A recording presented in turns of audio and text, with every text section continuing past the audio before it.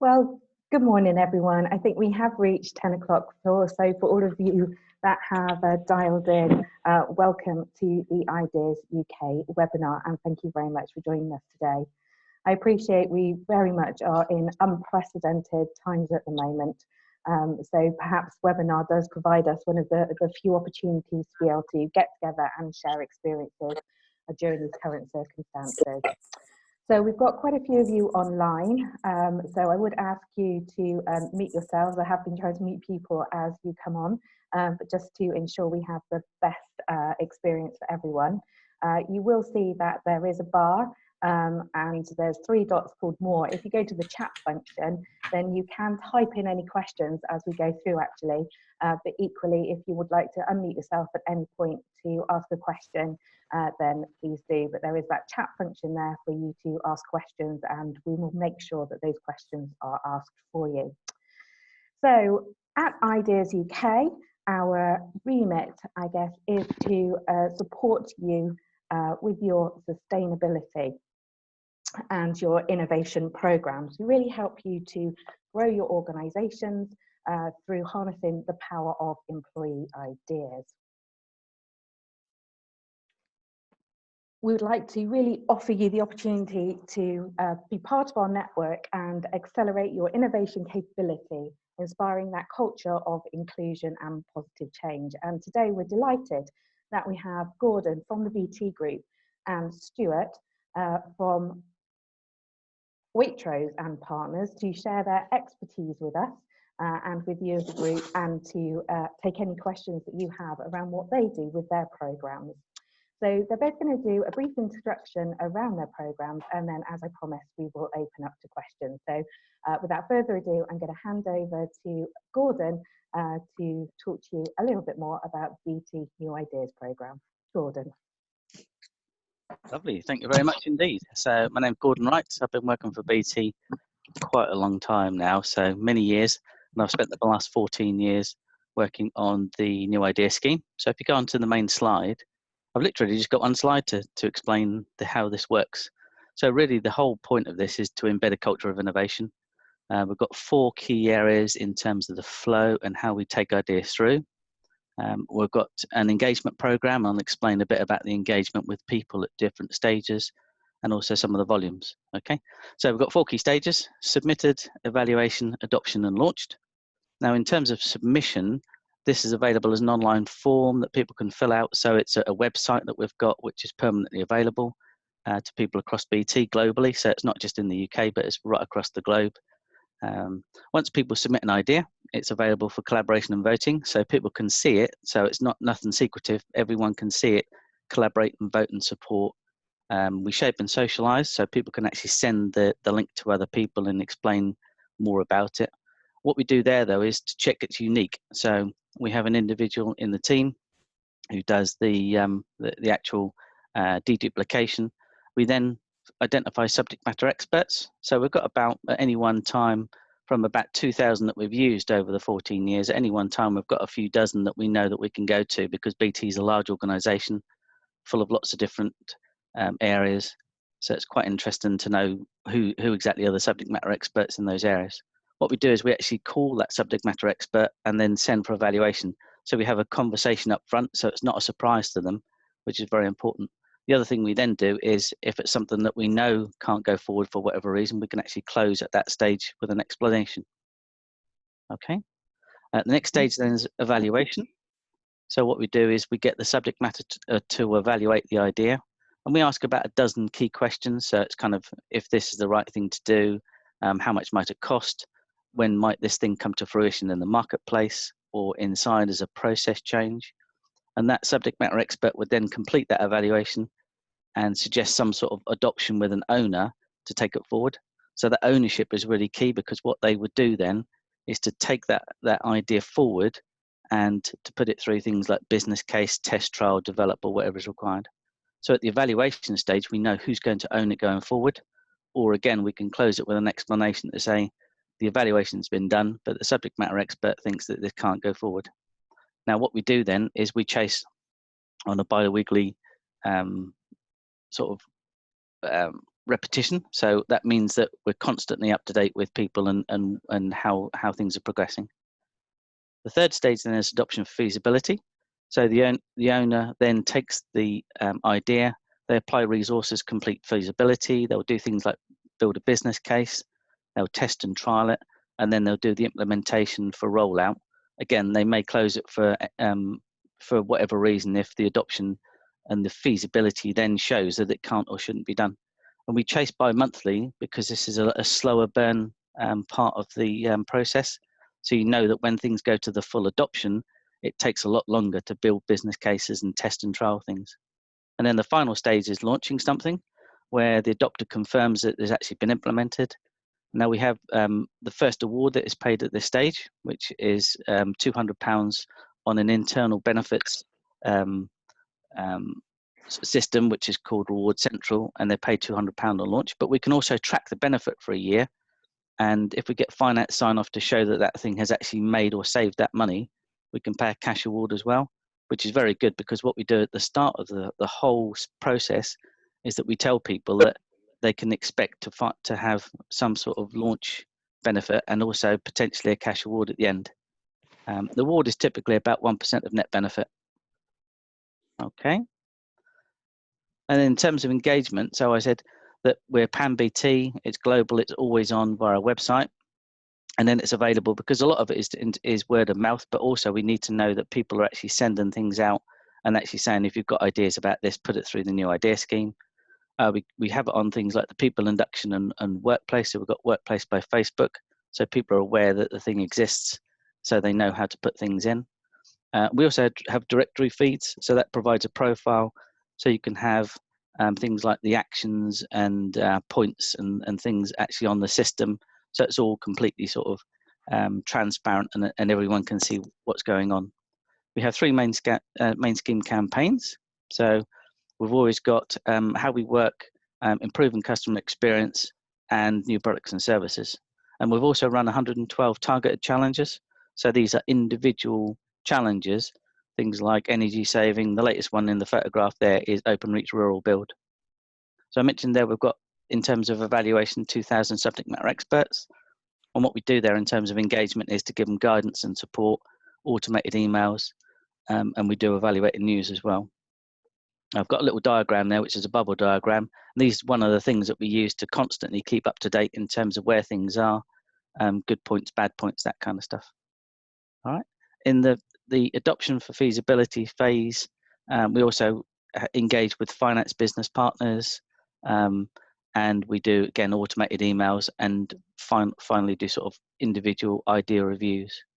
And then the launched area, what we do in terms of engagement there is just to make sure that in terms of things like external accreditation, we tell people that we've got things like the Ideas UK Platinum Accreditation.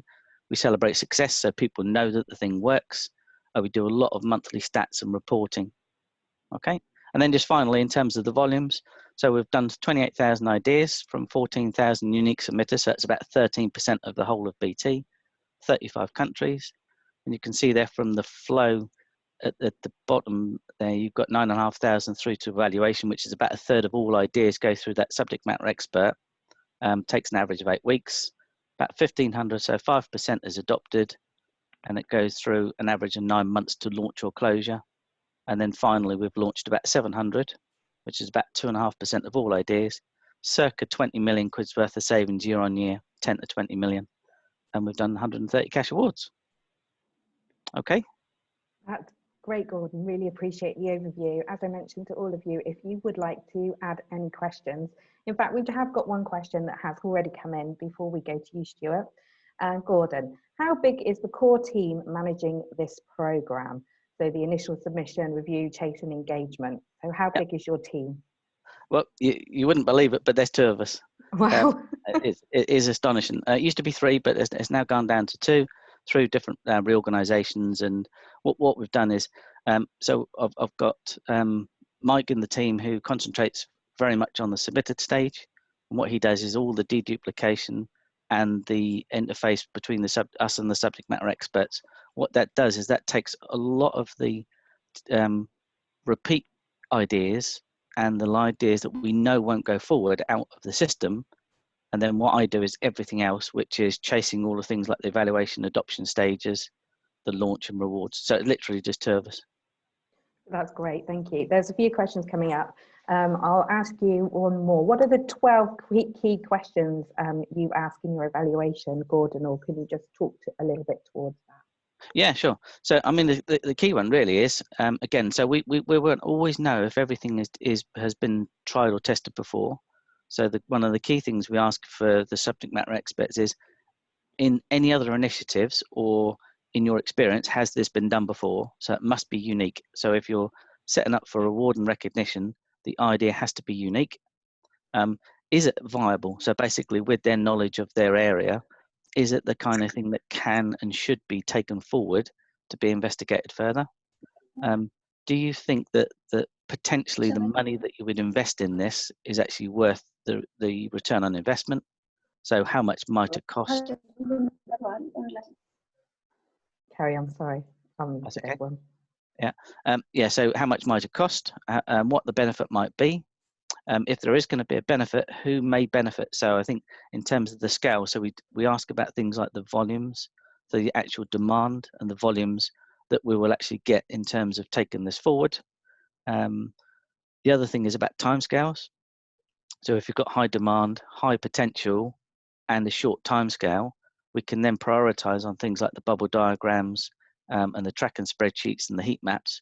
So we can work out, because there's an awful lot of things go through here, we can work out which are the best ones to go for. Okay. That's great. Yeah.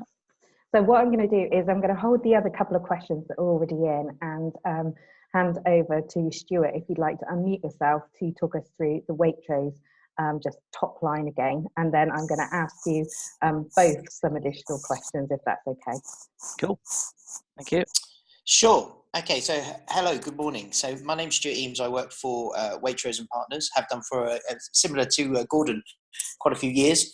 And my team in particular is responsible for the innovation and operational efficiency of our operating model within our 350 stores across the whole of the UK. And as part of that, in 2015, so not quite as long run scheme as Gordon has done with BT, and ironically, it was Gordon's BT idea scheme that first threw me into the world of the idea scheme and see how successful it could be. We started in 2015 with our own version of an idea scheme called Partner Ideas.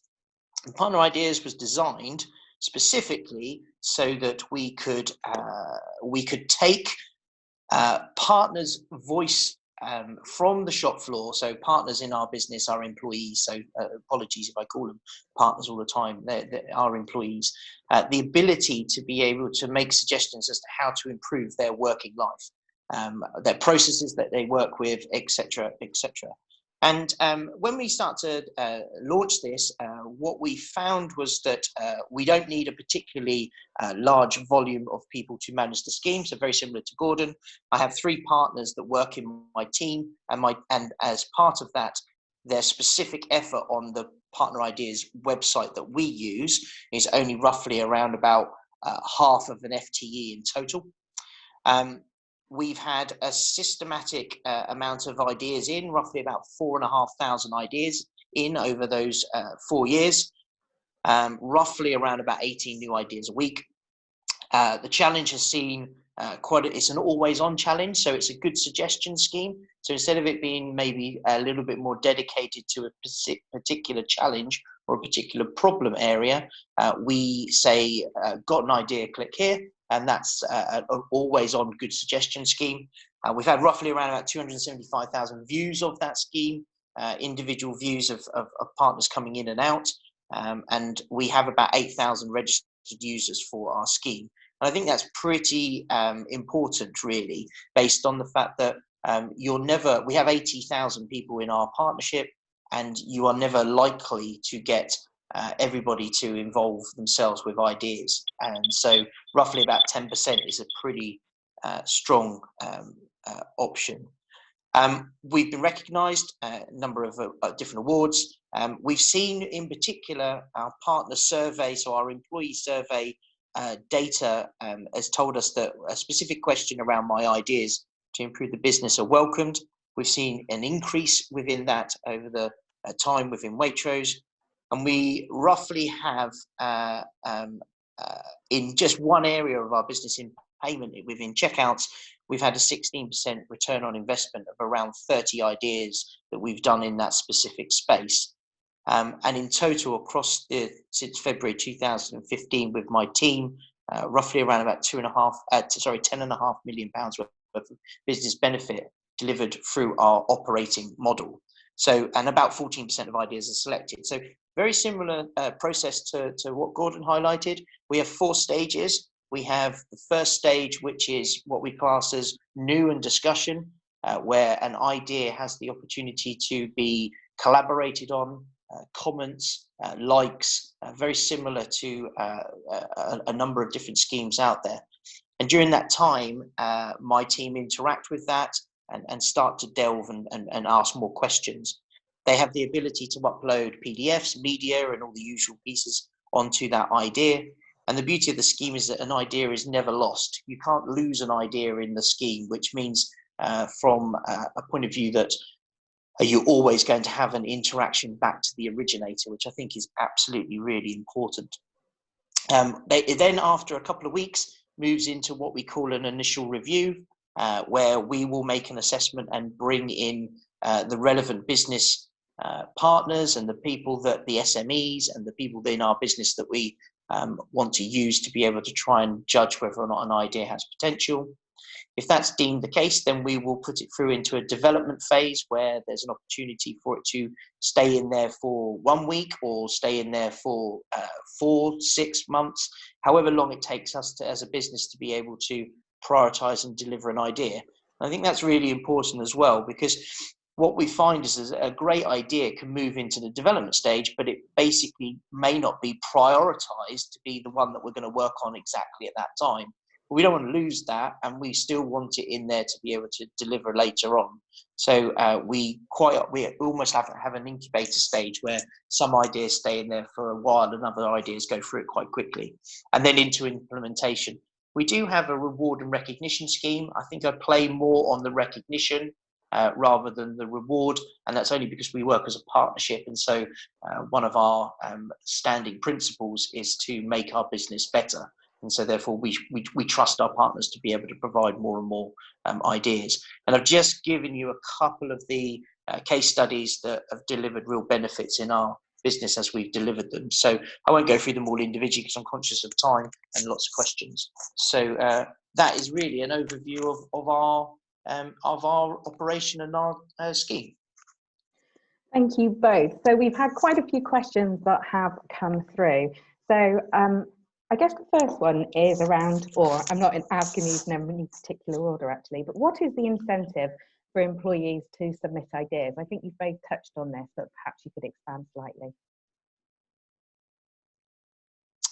I'll go first. So the reason why it's really important for us is that what we're seeing from the ideas is partners are frustrated or focused on how they can make their operation better, or why are we doing this and could we do it better. So it's very operational improvement orientated, and so the more that the suggestions come in, the likes and the way in which it develops, the more likely you are to be able to improve the day-to-day operation that you're currently doing all the time. So there's almost like a chicken and an egg, because if the idea doesn't come in, then unfortunately you're also going to struggle with ever solving it. So that's mainly where I see the incentives.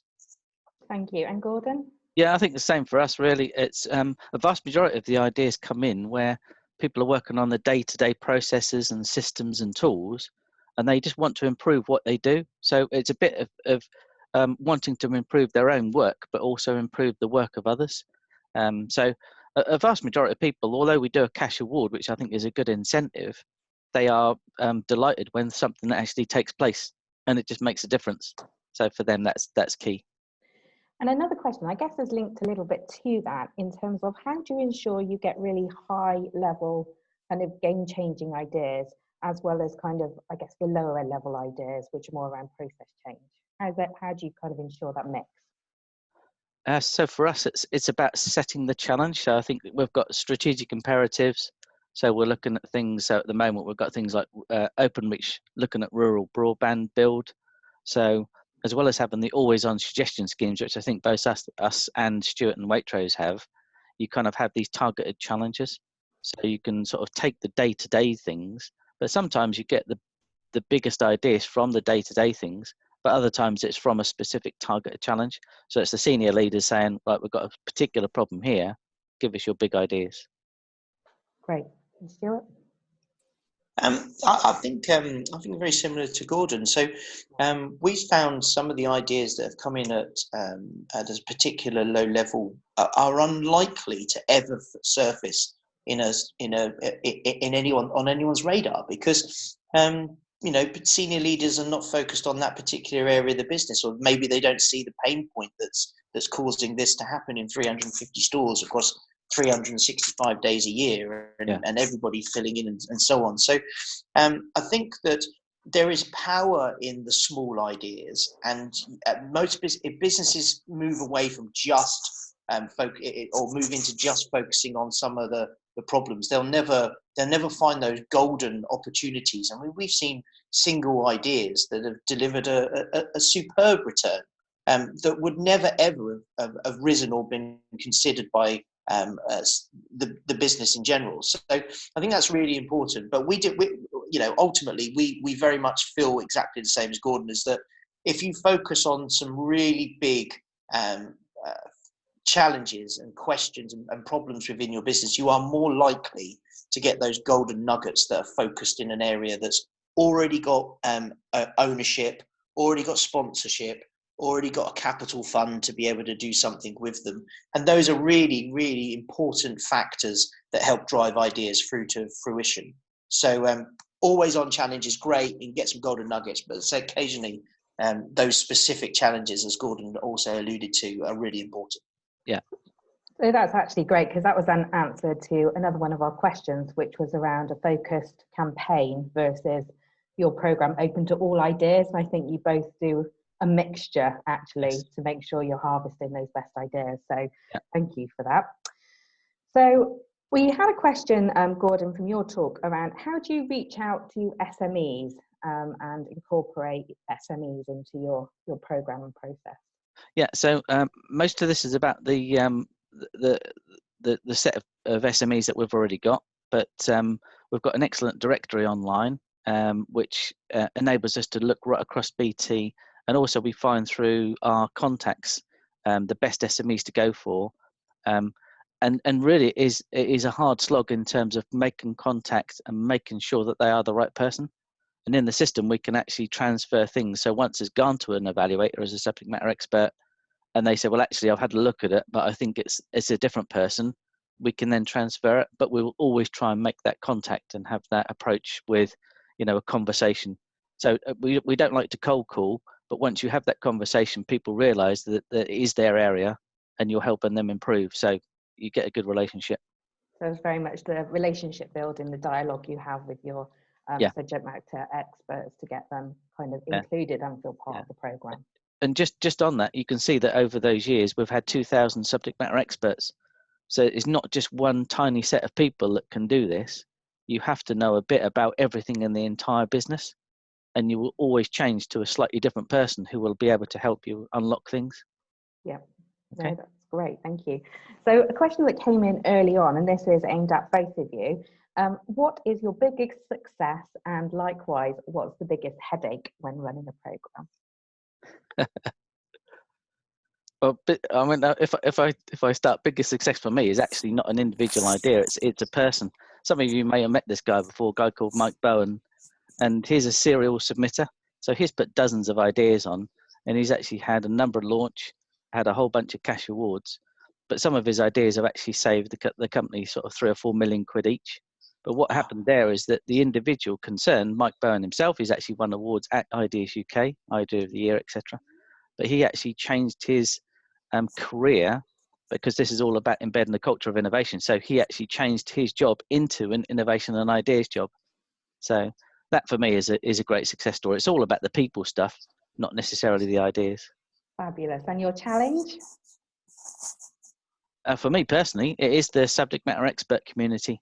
It's extraordinarily difficult, but incredibly rewarding. So the challenge of trying to deduplicate stuff and make sure that you think that, and you know that it's unique and it's the right thing for the business to do, and to then highlight and identify and actually get those good relationships in place is a real challenge, but obviously very beneficial. Great, thank you. And Stuart, same question to you. Success and challenge. Oh, I think well, I haven't got quite as good a success as Gordon there. That's a remarkable story to be able to share. But I think there's a couple of successes. I mean, the first one, more than anything, was, you know, we've had a good suggestion scheme within Waitrose for 20 years, and, you know, it's part and parcel of our DNA of our partnership. And to be able to turn what was an uninspiring and almost forgotten scheme into something that has now become a brand presence and a really great way for partners to be able to, you know, voice their problems and their concerns, to bypass what will be a blocker. Because as an example, you know, ideas that come up from the grassroots, you know, they're going to involve so many different IT tech people, architects, etc., etc., and that partner just will not have that stakeholder network to be able to do it. So to be able to give them that facility, to be able to put an idea into a team that is designed to do exactly that is fantastically rewarding. And I feel that we're working on the behalf of 80,000 voices. So really, really important. I think the challenges are exactly the same. I think there's two challenges that we face into. The first one is you have to become an SME in everything within your company to be able to try and negotiate and move an idea through the depths of various different directorates to try and get it, you know, in front of the right people and to give it life. And then the second one is that everything is always capital constrained within most businesses. And so therefore you may well be saying to yourself, look, this is a fantastic idea, but to be able to get sometimes the finances to be able to deliver it, or the resource to deliver it, is incredibly challenging. So I think those two areas for me are some of the big problems, or opportunities, depends on how you want to see it. But the reward is that, you know, people have ideas, and without this scheme, they're not going to get to the people that need to think about it. So I think it's really important. Yeah. No, thank you both. I certainly echo your sentiments. So it probably coming up to one of the last questions, and it's about return on investment. So we all know from time to time we need to do some ROI calculations to make sure that, you know, we are, I guess, making money, and as well as engaging our kind of employees with our programs to ensure we stay viable for the future. So it's not always easy to quantify ROI of ideas. How do you both go about it? I know that's a big question, but in a nutshell, could you talk a little bit to calculating your ROIs? Okay, so for us in BT, what we do is on the stage where we go into adoption for feasibility, that's the kind of the really sort of strong indicator of what something's going to be worth, where we would actually engage someone from the finance community, and we would do like a mini business case effectively. So we look to actually set at that stage what we think the forward-looking savings are going to be, or revenue. Once something is implemented, we then track it for a year and then look back in time and say what it did actually make. And because of HMRC rules, we can only pay cash awards for things that have actually made those savings. So you've got to be, it's quite strict rules around that from HMRC. So for us, it's not always possible. There's a lot of health and safety ideas, or just generally good ideas, that you will never be able to track. But it's about knowing that there is value in there. So the value is recognized, maybe not necessarily a high level monetary value, but there are other parts to the value as well, and there's non-monetary benefit. Thanks. And Stuart? ROI is, so we're in quite a unique position in the fact that Waitrose has a fully costed operating model called the retail labor model, which allows us to be able to work out exactly how much a process costs us across our operation. And by having that, when you look at processes to improve, then therefore, depending on which areas you remove from said process, you can work out quite easily how much that's physically worth based on the cost of partner, amount of times you do it, amount of locations you do it, etc., etc. So the ROI can be worked out quite easily on ideas that come in around that. The difficulty that you have is how do you put a cost to something that maybe doesn't have a cost return in operating costs, but has partner morale or employee morale benefits, or is just a Nike, just do it. These are the things that you struggle to be able to work out what your ROI on. So we look at it under three elements. So will it be cheaper for the partnership? Will it make the partner more efficient or make their world better? And is it better for the customer? Now, if those three elements are hit, then you've got a golden idea. If you've got one of those elements, then actually that's probably a little bit more focused, and you have to try and work a bit harder to get it through. But if you work under those kind of three remits, then you're pretty much going to work out whether an idea is worthwhile doing. Yeah, it's good. No, thank you both very much. As we have reached 10:30, then we'll probably wrap up there. I appreciate we didn't quite get to all the questions. However, we will make sure that I'll forward the questions to Gordon and Stuart, who I'm sure wouldn't mind providing answers, and I will get those out to you all in any case. We'll also put a copy of the slides onto the members area of the Ideas UK website, and also a recording of this as well if you want to share it with anyone internally. Just to finish off, a couple of quick things around Ideas UK. We do have an Idea of the Year competition.